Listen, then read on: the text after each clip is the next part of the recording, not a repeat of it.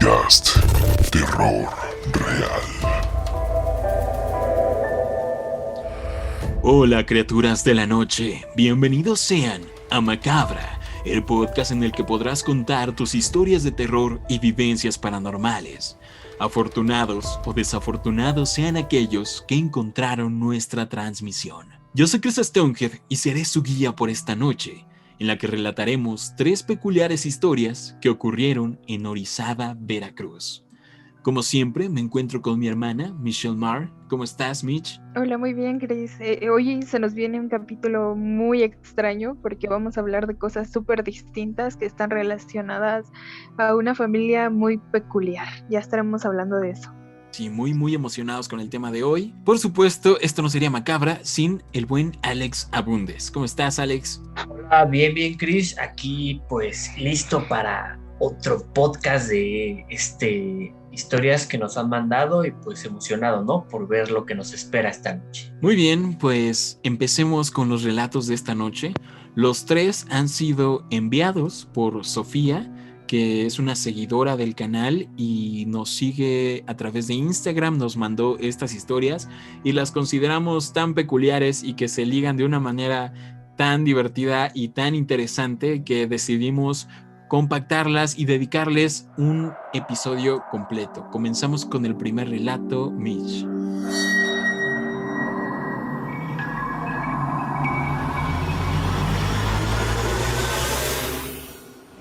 Las historias que nos narra Sofía tuvieron lugar en Orizaba, Veracruz, de donde ella es originaria. En este lugar sus padres fueron miembros de una organización paranormal, donde de hecho se conocieron. En esta organización conocieron a gente peculiar, que decían haber realizado viajes astrales, rituales, limpias y encuentros con seres fuera de este mundo. Ellos iban a investigar en lugares como el Pico de Orizaba, las pirámides u otros lugares con este aire misterioso, donde iban a contactar con lo que Sofía describe como cosas. Poco tiempo después de que sus padres se casaron, uno de sus amigos, quien vivía en una casa muy vieja, actualmente considerada como uno de los lugares más embrujados de Orizaba, se les acercó en busca de consejo, pues llevaba días teniendo sueños extraños donde un hombre muy viejo le decía que le tenía una sorpresa y le señalaba con luces una parte en el techo de su casa. Este sueño era algo constante, pero empezó a empeorar cuando muchos moretones comenzaron a aparecer en su cuerpo al despertar. Incluso objetos de su habitación desaparecían y terminaban por aparecer regados por toda la construcción. Entonces sus padres decidieron ir una noche a la casa de su amigo, con una pala y un martillo para romper la pared donde señalaba la luz. Comenzaron a escarbar y de ahí sacaron 3 ollas de barro, que dentro tenían una sola moneda de plata de la época de la Revolución o incluso más antiguas. Y aunque parecía que las cosas iban a parar ahí, el señor volvió a tener sueños, donde el viejo le decía que era su culpa por haber llevado más gente, porque esas vasijas tenían oro, que era únicamente para él, pero como él traicionó su confianza, ya no las tendría. Sofía nos comentó que esta casa era una hacienda. En específico, estamos hablando del ex convento de San José de García, que estaba conectada con otras casas de la época por una red de túneles, pero que en el tiempo del Porfiriato, esto se refiere entre 1876 y 1911, cuando comenzaron a construir, encontraron varias vasijas vacías que estaban llenas de cal. Esto nos lleva a preguntarnos a qué se debía que algunos obtenían riquezas, pero a otros les tocaba la cal. Poco después, el señor de la historia falleció, exactamente 2 años después. Al parecer, algo lo afectó bastante en sus sueños. En una ocasión, tuvieron la oportunidad de tomarle foto a las vasijas una vez más, foto que Sofía amablemente nos proporcionó y que estaremos publicando en nuestro Instagram. Actualmente, el paradero de estas vasijas es desconocido. Ok, muy interesante, muy interesante. Entonces, para empezar, los padres de Sofía suenan como mis nuevos mejores amigos, la verdad. No manches. Totalmente. ¿Cómo que se conocieron ahí, ¿Cómo que ¿no? se conocieron en la organización paranormal? ¿Qué es una organización paranormal, por Dios? Bueno, Sofía nos menciona que era una organización que se dedicaba a buscar este tipo de cosas porque estaban muy metidos en el gnosticismo y estaban en busca de este tipo de conocimiento. Ya estaríamos hablando más a detalle de eso un poco después, pero ¿por qué no nos cuentas lo que investigaste sobre este lugar, Alex? Bueno, sí, Jess, nosotros en un comienzo dudábamos de la veracidad de esta historia, pues no entendíamos realmente cómo alguien podía vivir en un ex convento, ¿no? De más de 200 años de edad, más aparte. Pero con una breve investigación, pues atamos cabos. Y pues mira, esta edificación fue construida por la Orden Franciscana desde los años 1803 y los 1828, haciéndola pues una construcción con 200 años de historia. Sin embargo, los frailes fueron expulsados en el año 1860 del convento, siéndole así adjudicada la propiedad al gobernador de Veracruz, que en ese tiempo era Manuel Gutiérrez Zamora, y a su vez siendo sucedida a sus herederos. Y pues a partir de este hecho el convento tuvo varios usos. Pues fue cuartel para el ejército de Napoleón III y principalmente, siendo algo de lo más relevante para esta historia, fue que funcionó como una vecindad hasta el año de 1993, donde los habitantes fueron desalojados debido al mal estado del edificio, digo, por obvias razones. Y pues a partir del año 2016 se restauró el convento y se realizaron recorridos guiados hasta lo que es la actualidad. Además de lo anterior, se tiene confirmado que Manuel Tolsa diseñó pasadizos secretos subterráneos y entre los muros del convento. Hoy en día se sabe de varios túneles que van hacia varios puntos de la ciudad, como la ermita de Nuestra Señora de Guadalupe, al centro histórico y a otras iglesias de la ciudad. Estos túneles están completamente clausurados, pues se cree que si los túneles se abren, los gases almacenados saldrían y pues obviamente dañarían a toda la población de Orizaba. El exconvento está rodeado de historias de fantasmas y de leyendas por los pasillos, lo que lo envuelve en una atmósfera de misticismo. Y ahora pues sumamos una anécdota más a esta historia. Igual que estuvimos investigando sobre el exconvento, pues tenemos unas imágenes que igual las vamos a estar subiendo a nuestro Instagram para que ustedes lo conozcan, ¿no? Si es que no lo conocen aún. Sí, la verdad es que yo no he visitado Orizaba, Veracruz, pero es un lugar muy bonito. De hecho, hay muchos recorridos grabados en YouTube sobre este edificio y es un edificio hermoso, inmenso. Y sí, está lleno de pasadizos, parece un laberinto, tiene muchos túneles. Sí, claro. Y sobre todo, sí es algo extraño, ¿no? Teniendo, no sé, el referente del ex convento de los Leones, por ejemplo, de aquí de Ciudad de México, que gente haya vivido por tanto tiempo, de hecho, en tiempos modernos en este tipo de edificios, porque usualmente son edificios que se quedan en el abandono hasta que son rescatados y convertidos en museos. Entonces, Claro. Aquí encaja todo muy bien con la historia, ya que de hecho sí, mucha gente vivió y durmió, hizo vida en este ex convento, en estas paredes, hasta el 93 mencionaste, ¿no, Alex? Sí, claro, hasta el 93, donde después pues los desalojaron por las condiciones, ¿no? Igual que digo, ya era es en realidad un convento que pues ya tiene mucho. Sí, además mucho de que tiempo de no era un edificio, digamos, protegido por el gobierno. Un punto muy interesante de la historia y que me encanta es que, nuevamente, los papás de Sofía parecen mis nuevos mejores amigos, de que les dicen, ¿saben qué? Vi una luz en un sueño que me dice que en tal lugar hay algo. Inmediatamente llegaron con picos y palas y con permiso vamos a romper. Vamos a ver qué hay, ¿no? Sí, ajá. Eso se me hace una actitud súper genial porque a lo mejor si nos dicen a nosotros diríamos, bueno, es que eso a lo mejor según las costumbres indica que ahí se podría encontrar un tesoro, pero ya de pasar a decirlo y actuar así de vamos y a ver qué encontramos, mis respetos para tus papás, Sofía, muchas gracias por mandarnos esta historia. Jess, tenemos más información sobre estas cuestiones de los tesoros escondidos porque es un tema un tanto recurrente en el podcast, ya hablamos de él en 2 ocasiones, me parece. Más que nada son creencias, se trata de muchos mitos que se han ido transmitiendo con las generaciones, porque sí es muy recurrente, como ya lo hemos visto, estas historias de apariciones que señalan el oro o te tratan de alejar del oro. Entonces estuvimos leyendo un poco más y realmente son muchísimas las posibilidades, las historias que se cuentan, pero les voy a contar algunas de las más reconocidas. La primera es de que se tiene la creencia que cuando una persona oculta un tesoro, su alma no descansa y va a seguir en pena hasta que alguien saque su tesoro. Es por ello que es frecuente que se hable de muchas apariciones que señalan el lugar a los vivos para que ellos saquen ese tesoro, para que ellos puedan dejar de errar en esta tierra. Otro mito se trata de que cuando un patrón o un hacendado enterraba un tesoro, habitualmente asesinaba a un ayudante o a un peón, por así decirlo, para que nadie, absolutamente nadie, supiera la ubicación de su tesoro. Y que la alma de este ayudante estaba obligada a custodiar ese oro y atemorizar a cualquiera que se atreviera siquiera a estar cerca del lugar.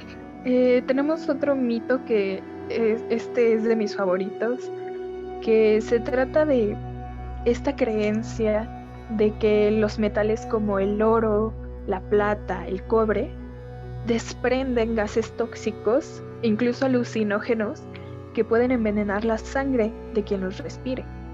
Esto provoca alucinaciones con apariciones cuando ellos están cerca de un tesoro. Incluso se llega a hablar de historias donde las personas llegan a fallecer gradualmente debido a este envenenamiento constante con los gases tóxicos.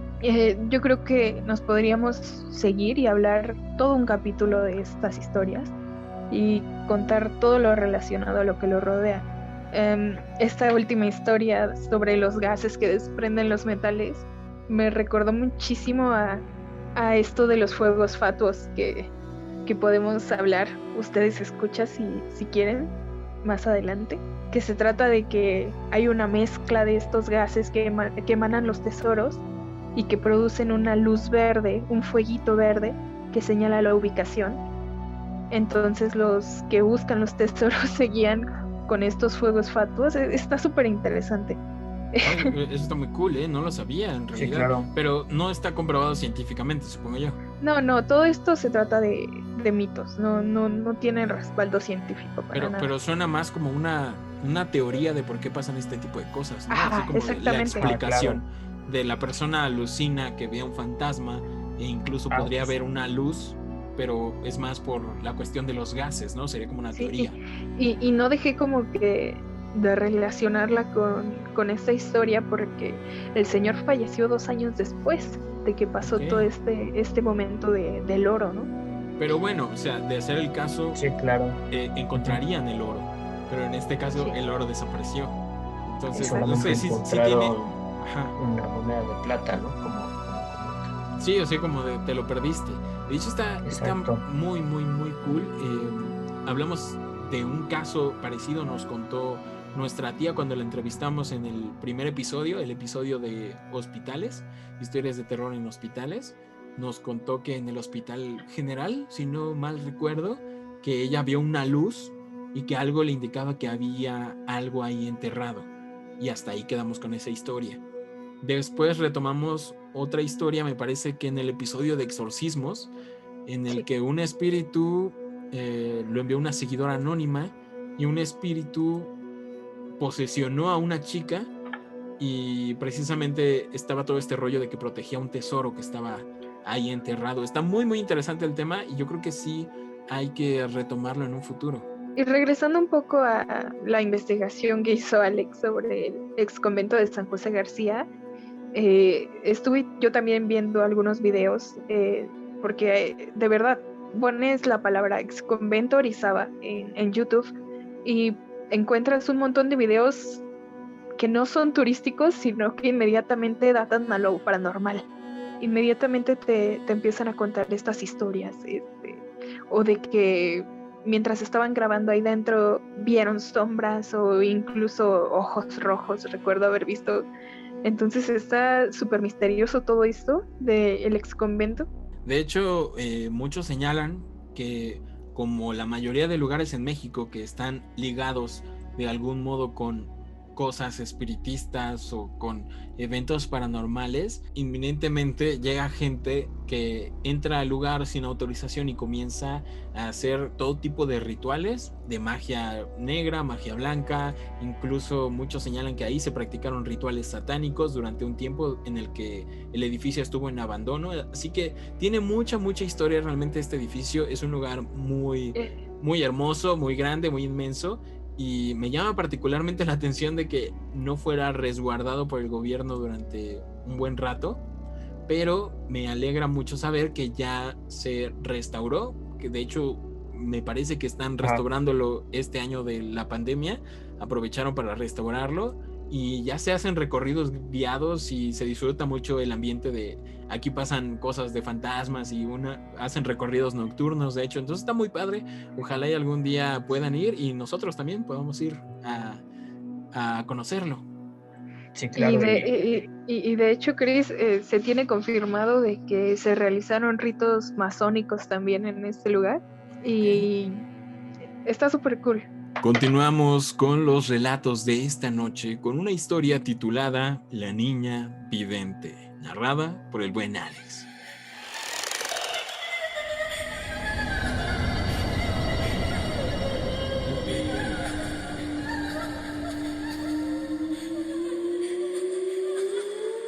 Esta es otra historia enviada por Sofía. Ella nos contó lo siguiente. Su padre es dentista de profesión y a su vez, en esos años estaba involucrado en la asociación paranormal que mencionamos anteriormente. Pues bien, una de sus pacientes era Belinda, una niña pequeña que se decía hablaba con personas que no existían y que podía saber cosas que habían pasado y cosas que iban a suceder. Ya que el doctor era apasionado de los temas paranormales, en cada consulta él la ponía a prueba, preguntándole cosas sobre su vida, de las que absolutamente nadie tenía conocimiento. Cosas que iban desde lo más sencillo, como el nombre de su mascota, a los cuales siempre acertó. Un día, la niña le dijo a su padre: ¿Cómo está Sofía? Esto lo sobresaltó. Sofía era el nombre de su novia y futura madre de su hija, Sofía, que nos envió las historias.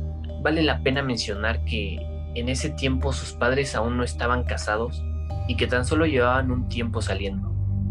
Belinda parecía saber que era una persona muy importante para él, o que lo sería. Por supuesto, él nunca le había mencionado el nombre de Sofía. Él le respondió: ¿por qué lo dices?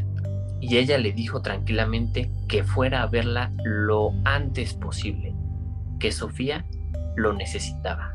Y ya sea por una coincidencia o por algo mucho más misterioso, cuando el doctor fue a visitar a su novia, se enteró que había sufrido un accidente en motocicleta ese mismo día y que sin duda necesitaría su apoyo. Bueno, mira, nomás digo, esta historia que nos cuenta sobre la niña Belinda, pues la verdad está increíble, ¿no? Digo, una persona que dicen que sabe cosas del pasado y puede saber cosas del futuro, yo creo que es algo muy, muy interesante, ¿no? Está súper genial y además, pues supongo que como dentista, pues está en contacto con mucha gente y conoce a muchas personas, ¿no? Entonces, claro, sí me imagino y me pongo en la posición del doctor, del papá de Sofía, de si ve una paciente y le cuentan que no sé, que ve cosas o cualquier cosa, pues él como miembro de la asociación paranormal o interesado por los temas, sí lo veo intentando hacerle preguntas, ¿no? Para ponerla a prueba, para ver qué tanto realmente, pues qué es verdad y qué no. Entonces está súper genial la historia. Insisto en que podrían ser mis mejores amigos, los papás de Sofía. Totalmente. Claro, ¿no? Y bueno, igual, pues, digo, el papá como que la ponía a prueba, ¿no? Y pues obviamente, digo, lo increíble es como siempre acertaba. Hay personas que se dedican a analizar aspectos físicos del momento en el que está contigo y puede adivinar muchas cosas con respecto a tu vida, digámoslo así, como en la serie de Sherlock, ¿no? De que ve y analiza todo, y mucha gente se dedica a estafar a muchas personas usando este análisis, pero en el caso de Belinda, que se llama la niña, pues no lo veo porque pues eran detalles que era imposible que supiera, y además de que Además de era una que, niña pequeña, ¿no? Ajá. sí, Y no había verdadero motivo de por qué estar engañando a tu dentista, ¿no? Y siempre acertó. Mitch, me parece que investigaste más al respecto de la clarividencia. ¿Puedes contarnos un poquito sobre eso? sí, Chris, estuve investigando un poco sobre la clarividencia como tal. Se les llama a ese tipo de personas que tienen ese don como videntes, que es en este caso de Belinda. Tratando de explicar un poco esto, realmente no lo podemos abordar del tema científico, con fundamentos científicos que hablen de esto, pero sí lo podemos hablar desde el punto de vista de la comprensión esotérica. Podemos definir a la clarividencia como a esta capacidad de ver con claridad, la capacidad que tienen estas personas para abrir un estado superior de la mente e incluso llegar a conciencias superiores. Este tipo de clarividencia se puede dividir en varios. Uno de ellos es la telestesia, que de hecho está presente en esta historia y ya verán por qué. Esta es la capacidad de ver remotamente lo que está pasando en ese mismo momento a la distancia, como lo fue al ver el accidente de motocicleta ese mismo instante y poder decirle al doctor. Otro tipo es la precognición. Esta es la capacidad con la que se pueden visualizar los hechos futuros. En este caso, también podría ser que esté presente, puesto que Belinda percibió que Sofía iba a ser una persona muy importante en el futuro del doctor y que además incluso la pudo haber visto como su esposa. Otro tipo de clarividencia es la retrocognición. Es mediante la cual se pueden ver los hechos pasados, y también existe la sinestesia, que esto va más acerca de percibir la energía, el aura que rodea a los seres vivos e incluso a los lugares. ¿Qué opinan al respecto? De hecho, yo me sorprendí cuando Alex estaba relatando la historia, por esto que mencionas de la precognición, que es ver el futuro. Cuando dice, ¿cómo está Sofía? Me sacó mucho de onda porque, bueno, no sabía que la mamá de Sofía también se llamaba Sofía. Entonces creí que se refería a la hija que no había tenido todavía. Eso fue como mi primera impresión. Ya después me enteré que era su mamá, su novia en ese momento, la señora Sofía. Y siento que también podemos decir que tenía presente la retrocognición, porque también le preguntaba cosas acerca de su pasado, cosas personales e incluso el nombre de su perro. O sea, en este caso tendríamos presentes 3 tipos de clarividencia: presente la precognición, la retrocognición y también la telestesia. Hay algunos videntes que dicen que ven espíritus, presencias, y son esas mismas presencias, espíritus, seres, quienes les dan la información de lo que va a pasar o de lo que ya pasó. En este caso creí que iba a ser algo parecido por lo que menciona al inicio Alex de la historia, que es que la niña se decía que veía a seres que no existían, a personas Que hablaba invisibles. con personas que no existían, ¿no? Ajá, entonces no sé si es el caso de que sea que ve espíritus, que no sé, supongo que es otra rama o otro tipo de cosa, a lo mejor tiene doble don, pero también no sé, Mitch, ¿qué opinas de que puede ser sus mismas visiones? O sea, que esté viendo algo que ya pasó y lo identifica con personas que, o sea, la gente que lo presencia lo identifica como que está hablando, viendo, interactuando con personas que no existen. También podría ser, yo creo que sobre todo en este caso se trata de esta capacidad de entrar en este estado de gnosis, ¿no? Yo creo que esto fue de muchísimo interés para él porque él estaba súper involucrado en todo esto, y pues algo que es muy que se sabe totalmente es que muchas filosofías utilizan la gnosis para tener el alcance a conocimiento de este tipo de realidades, y que muchas veces va ligado a prácticas mágicas. Y pues se dice que en este estado de la gnosis las personas pueden llegar a alcanzar el dominio de la clarividencia, la precognición, e incluso se puede alcanzar la telepatía. Bueno, está muy interesante, está muy interesante todo este asunto. Pues la verdad sí me pongo en el lugar del doctor, ¿no? De lo muy interesante que le haya llamado la atención esta niña, y pues al grado de que su hija, pues muchos años después, nos contó la historia, ¿no? Se quedó grabada en el subconsciente de la familia. Está muy interesante. Para terminar con los relatos de esta noche, vamos con el último que nos envió Sofía, pero también el que más llamó nuestra atención. De hecho, es el relato por el cual le dedicamos un episodio completo a las historias de Sofía, que están muy interesantes, y la titulamos El Poltergeist de Orizaba, aunque puede que más bien sea el demonio de Orizaba.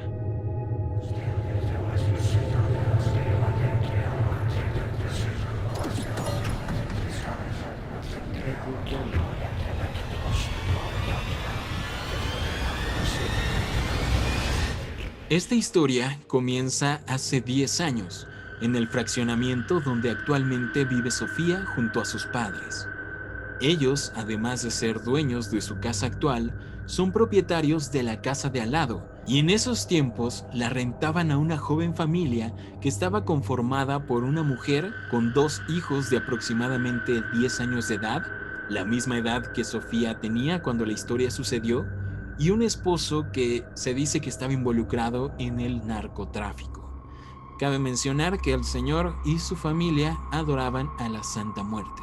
Los padres de Sofía, que estaban involucrados en la organización paranormal y en el gnosticismo, presentían que algo no estaba bien con ellos. Y todo comenzó cuando la señora a quien le rentaban se embarazó, y durante todo ese tiempo de embarazo ella despertaba con moretones y rasguños en todo su cuerpo. Claramente los padres de Sofía se preocuparon por la mujer, creyendo que tal vez su marido la maltrataba físicamente. Sin embargo, la familia siempre negó que existiera violencia y jamás descubrieron nada de ese tipo. Y toda esta situación unió mucho a la madre de Sofía, que sabemos que se llama Sofía, con la mujer a quien rentaban. Un día, la señora le preguntó que quién había vivido antes en esa casa, pues en la noche se escuchaban ruidos de naturaleza peculiar, pasos que subían y bajaban las escaleras, el ruido de muebles moviéndose y el sonido de platos que se quebraban en el piso, pero al ir a ver, todo seguía en su lugar. Durante un tiempo, el esposo se fue de su hogar. Al parecer, estaba huyendo de alguien por el tema del narcotráfico. En ese lapso ocurrió uno de los primeros sucesos que atormentaron a la familia por mucho tiempo.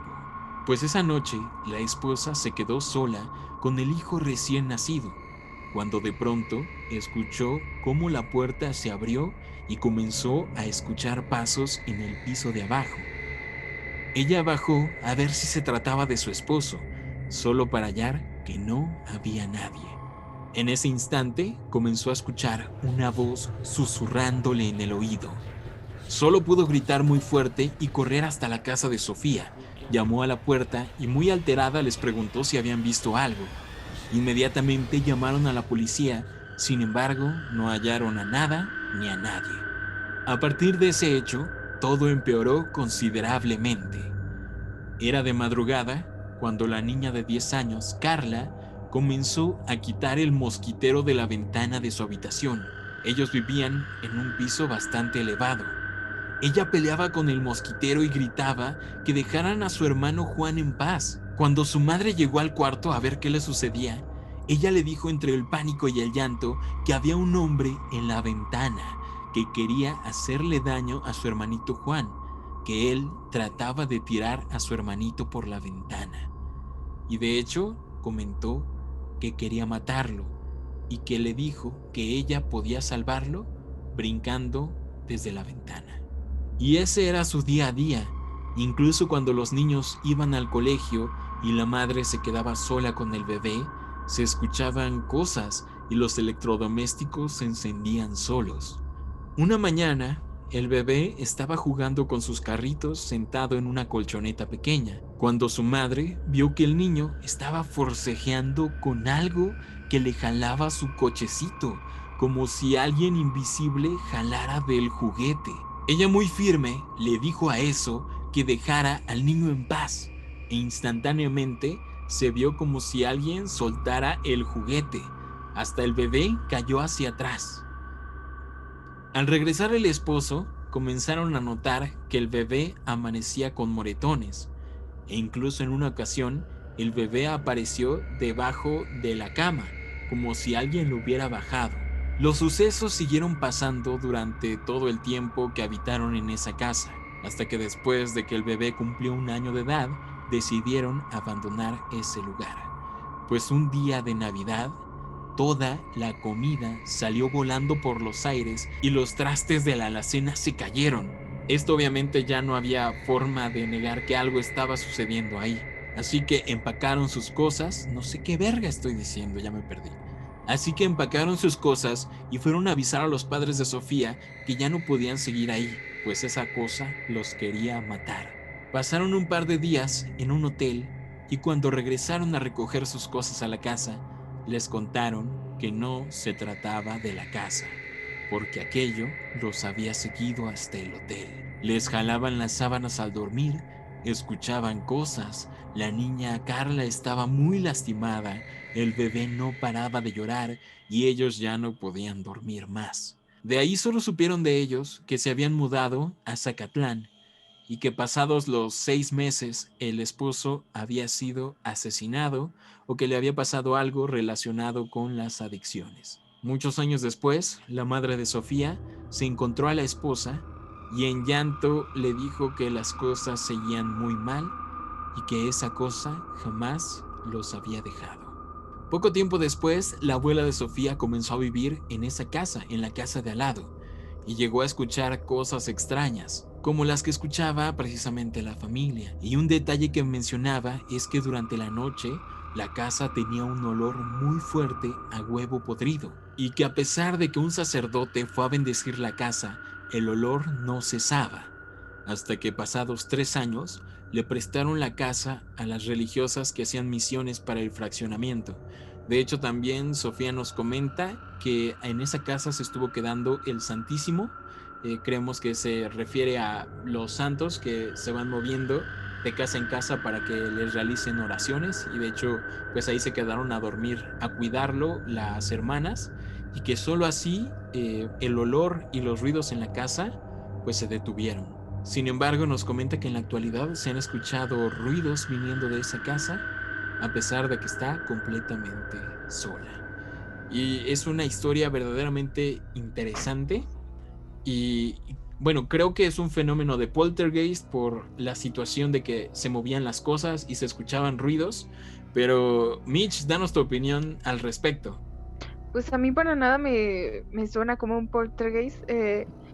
Totalmente me recuerda a The Conjuring, totalmente. Sí, El Entonces Conjuro. yo lo asociaría muchísimo a una entidad más bien fantasmagórica o incluso demoníaca.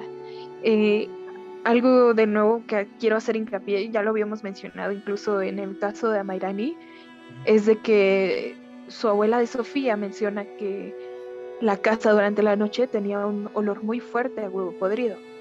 Este olor me imagino que es un olor a azufre. Entonces, este olor ya sabemos que se asocia totalmente a este tipo de entidades, incluso demoníacas. Sí, está muy muy interesante el caso. De hecho, creo yo que es digno de película. Sofía, Sí. deberías de contactar a algún escritor o productor de cine. Está Una muy productora. muy muy padre. Está muy padre. De hecho, tenemos actividades paranormales bastante fuertes, diría yo, más fuertes que Fuertísimo. las que incluso vemos en las películas del Conjuro. O sea, si se imaginan esa escena de la hija Carla en la ventana y después que aceche al bebé este espíritu y que lo siga, es muy muy interesante.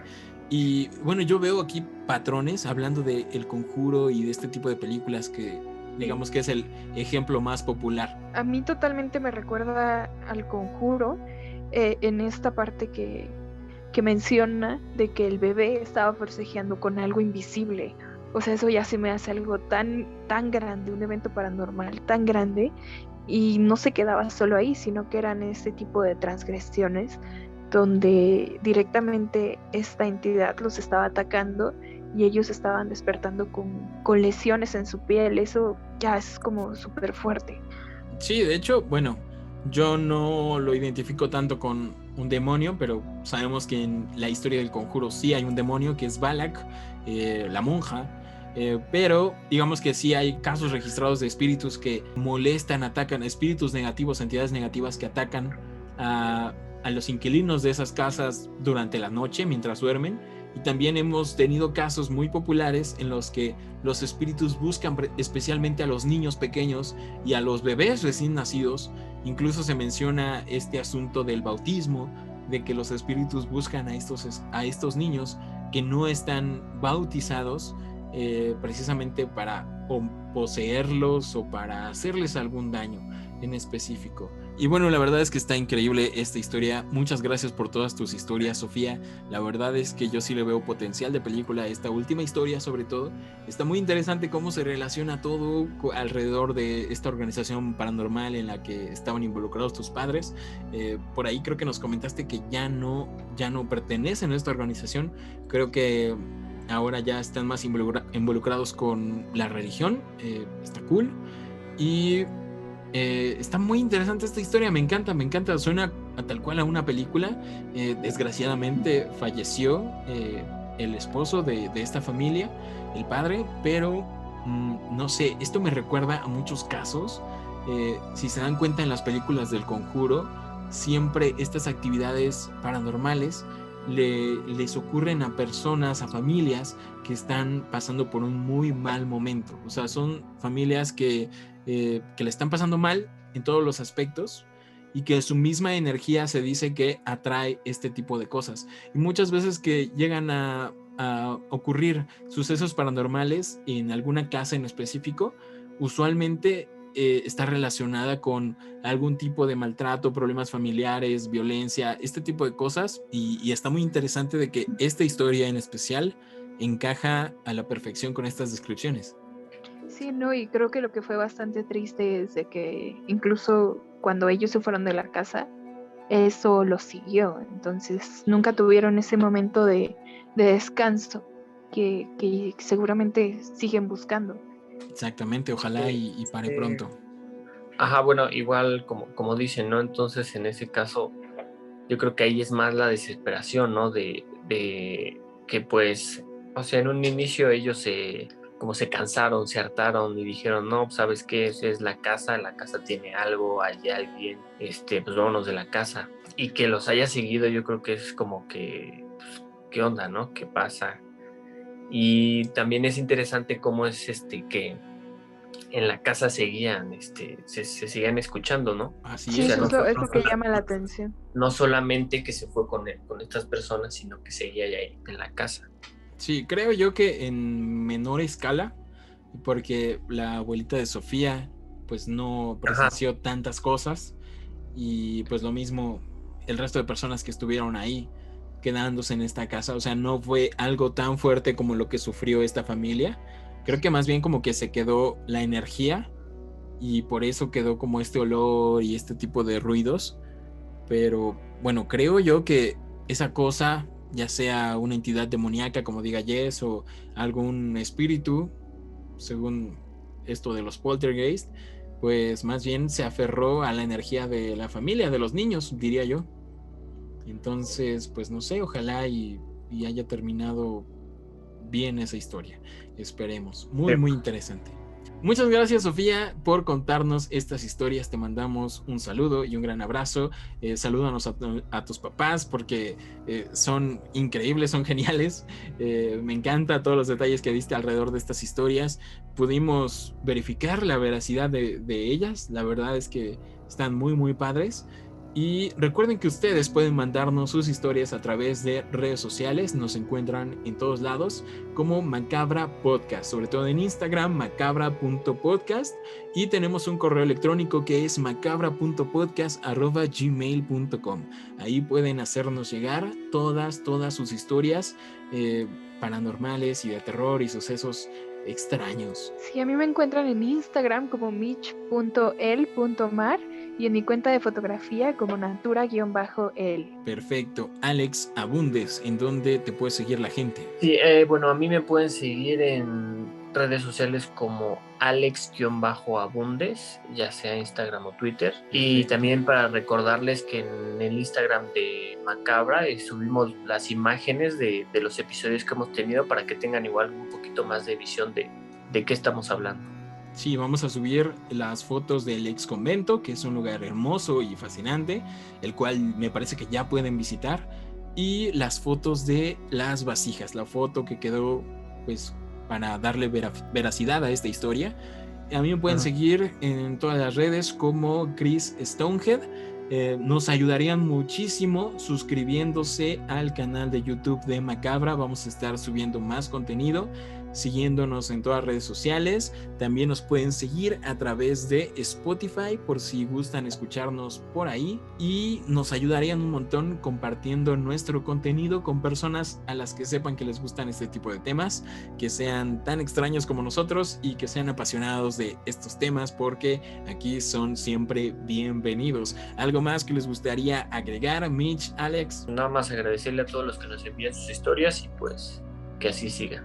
Y también para esta nueva temporada vamos a tener muchos invitados especiales. Entre ellos, no les puedo confirmar nada aún, pero tendremos un gran experto en vampiros y les estamos preparando un capítulo especial que se viene muy, muy interesante y me emociona bastante.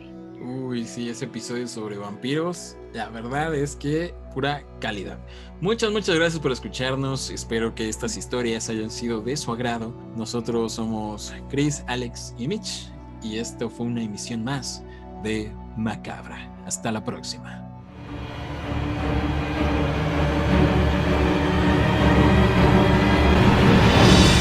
Macabra Podcast.